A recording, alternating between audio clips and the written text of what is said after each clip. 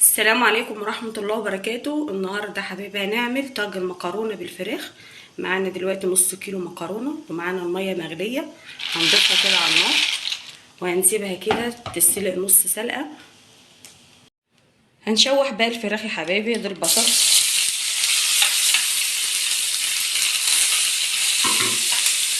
ومعانا الفلفل ودي توم، ده تشويحه كده. نضيف معانا بقى دلوقتي الفراخ مقطعاها، نشوحيها كده معاها، هنقلب كده ونشوحها. نحط بقى التوابل، معانا كمون، فلفل اسود،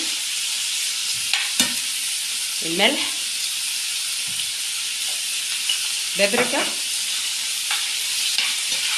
قلب كده،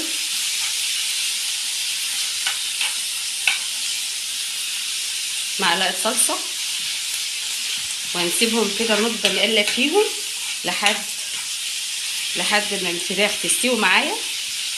مش شاطر كده للمكرونه، معانا طماطم وقرنين فلفل وتوم، ونحط الملح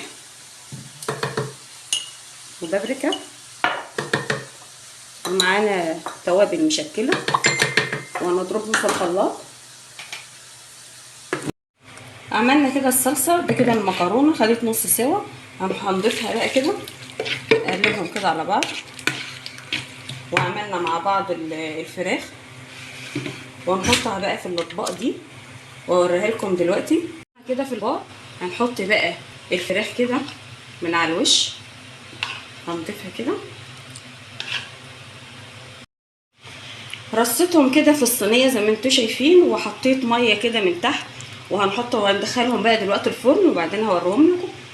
وبكده يا حبايبي خلصنا المكرونه بتاعتنا، جميله جدا وريحتها تحفه والطعم جميل جدا وهتعجبكم ان شاء الله. ويا ريت لايك وشير، والسلام عليكم ورحمه الله وبركاته.